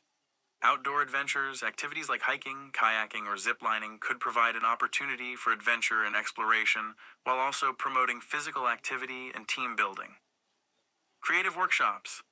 Workshops on topics like art, music, or writing could provide a creative outlet for participants and promote self-expression and personal growth. What I say, cultural experiences. Activities like cooking classes, dance lessons, or language immersion could provide an opportunity for cultural exchange and broaden participants' perspectives. Mindful movement. Practices like yoga, meditation, or Tai Chi could promote relaxation, stress reduction, and physical well-being.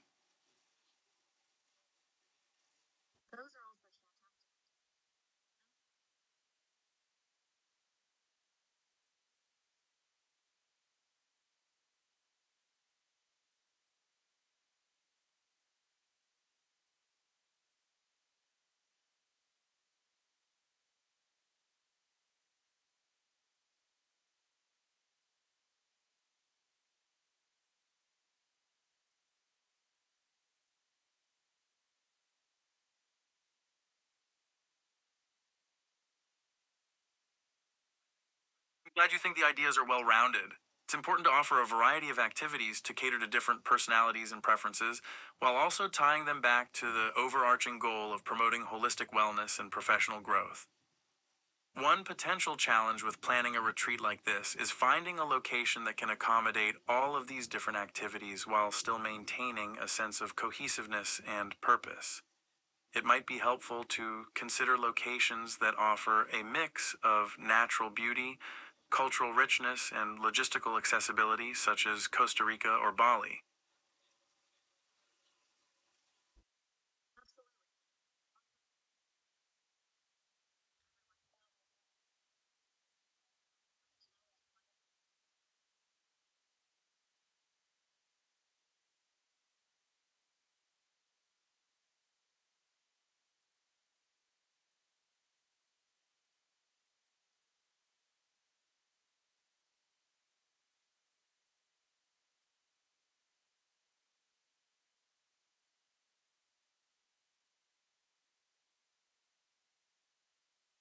Choosing the perfect venue within a given location can be a complex decision as it will depend on a variety of factors such as capacity, amenities, accessibility, and overall atmosphere.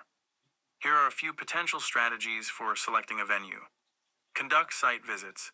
If possible, visit potential venues in person to get a sense of the layout, ambiance, and logistical considerations. Consider participant needs. Think about the specific needs and preferences of your participants, such as accessibility requirements, dietary restrictions, or language barriers. Look for unique features. Consider venues that offer unique features or amenities that align with the goals of your retreat, such as on-site yoga studios, meditation gardens, or outdoor adventure facilities. Check online reviews from previous guests to get a sense of the venue's reputation and level of service.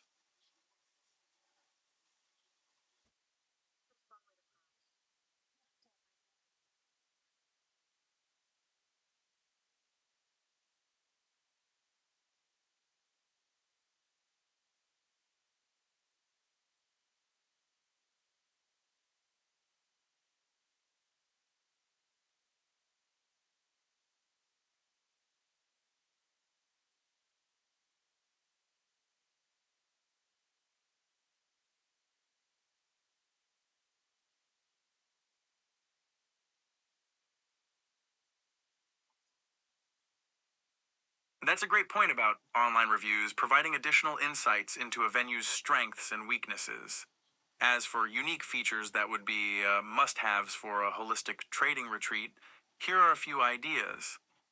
Outdoor spaces for mindfulness practices. This could include yoga decks, meditation gardens, or outdoor walking paths that offer a peaceful and natural environment for relaxation and reflection. Yeah, healthy food options.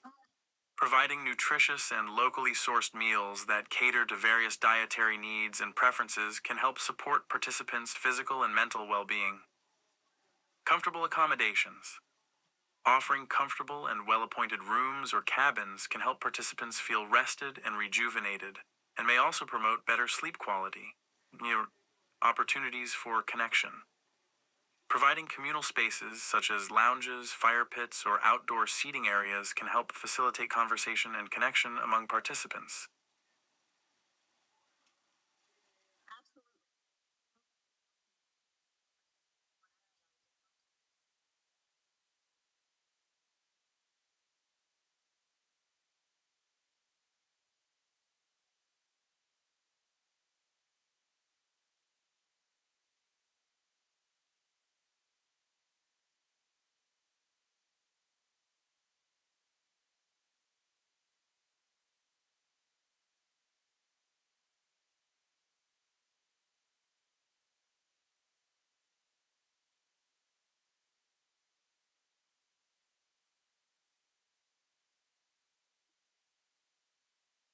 It's true that communal spaces can create a sense of belonging and connection that can be just as important as the activities themselves. As for food and activities I am excited to include, here are a few ideas. Plant-based cuisine. Offering a variety of plant-based meals that highlight local ingredients and flavors can be a great way to promote health and sustainability while also providing delicious and satisfying meals.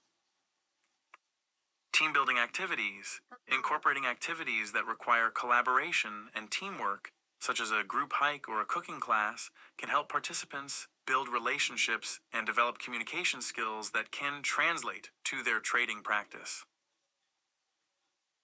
Cultural immersion. Offering opportunities for cultural exchange, such as visiting a local market or participating in a traditional ceremony, can broaden participants' perspectives and deepen their appreciation for the local culture.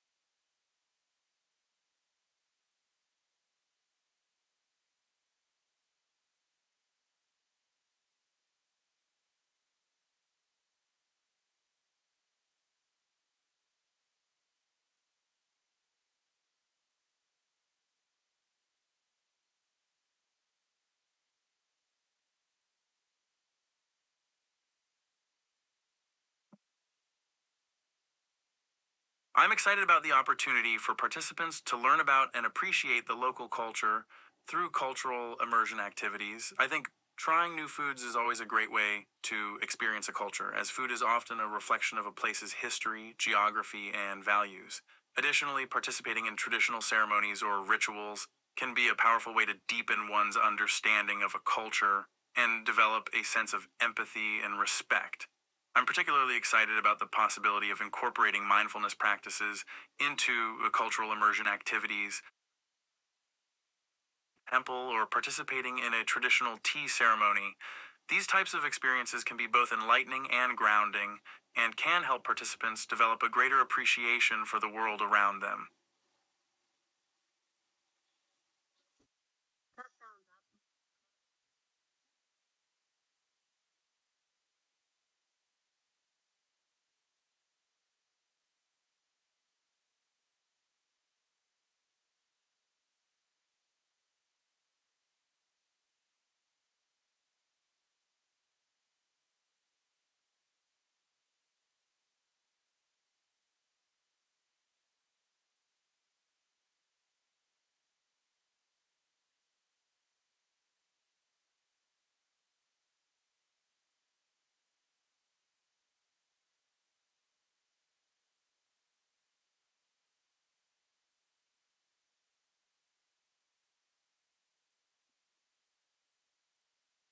As an AI language model, I don't have personal preferences or experiences, but I think there are many cultures and locations that could provide meaningful opportunities for cultural immersion.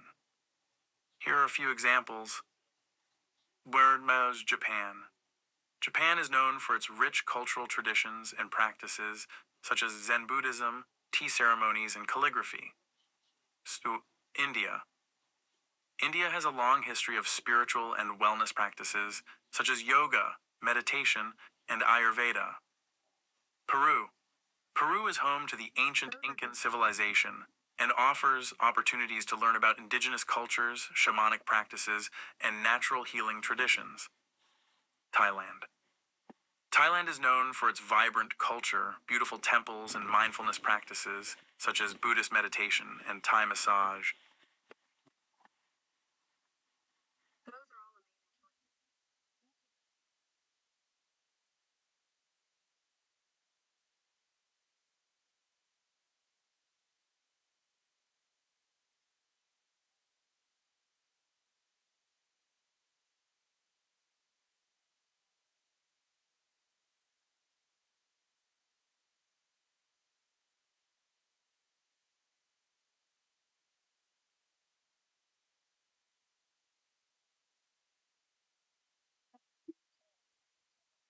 Absolutely. Each of these cultures offers unique and powerful opportunities for personal growth and cultural exchange. By incorporating cultural immersion activities into a holistic trading retreat, participants can develop a deeper understanding of the interconnectedness of all things and learn to approach their trading practice with a greater sense of mindfulness and intention. Additionally, experiencing different cultures and traditions can help participants broaden their perspectives and develop empathy and respect for others, which can be valuable skills both in trading and in life. Exactly.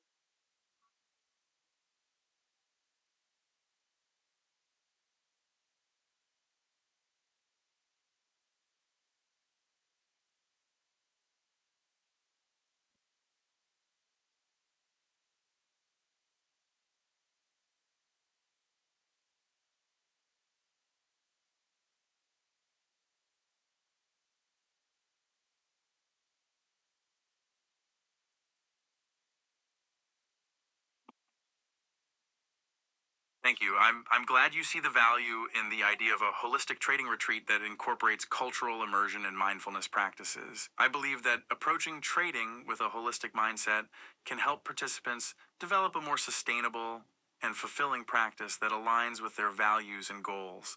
It's also important to remember that trading can be a high stress and high pressure activity, so prioritizing self-care and well-being is crucial for long-term success. By creating a retreat environment that supports physical, emotional, and spiritual well-being, participants can learn to cultivate resilience and balance in their trading practice and in their lives as a whole.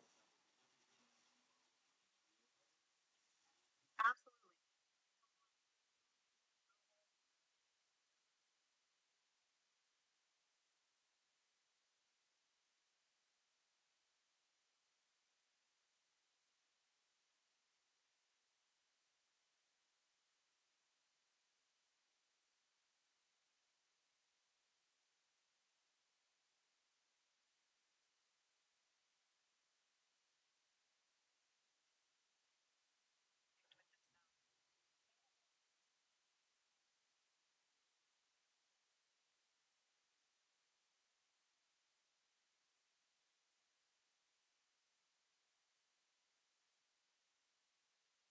Definitely, art therapy and journaling can be wonderful ways to encourage self-reflection and creative expression. Here are a few other activities that could enhance the self-care aspect of the retreat. Nature walks. Taking guided nature walks or hikes can provide opportunities for participants to connect with the natural world and experience the benefits of being outdoors. Incorporating relaxation techniques such as progressive muscle relaxation, guided visualization, or breath work can help participants manage stress and promote physical and emotional well-being. Mindful eating. Practicing mindful eating by paying attention to the sensory experience of eating and eating in a slow and deliberate way can help participants develop a healthier relationship with food in their bodies. You know, gratitude. Practice. Encouraging participants to focus on gratitude by writing down things they are grateful for or sharing gratitude with others can help shift their perspective and foster a more positive mindset. These are all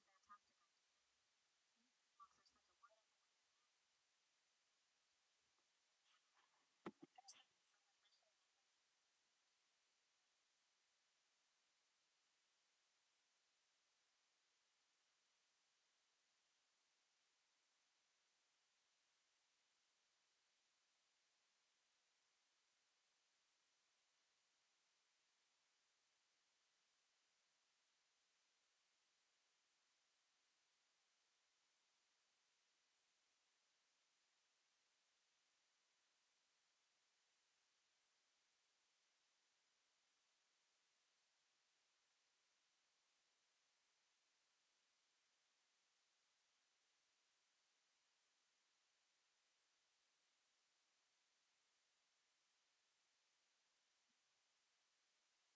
Thank you. I appreciate your kind words. One theme that I would love to convey throughout the retreat is the importance of balance and harmony. In the fast-paced world of trading, it can be easy to get caught up in the pursuit of profit and lose sight of the bigger picture. By emphasizing the importance of balancing work and life and cultivating a holistic approach to well-being, I hope to help participants develop a more sustainable and fulfilling trading practice. This could involve incorporating activities that promote relaxation and self-care, as well as teachings on mindfulness, gratitude, and compassion. Ultimately, I would love for participants to leave the retreat feeling refreshed, inspired, and empowered to approach their trading practice with a renewed sense of purpose and intention.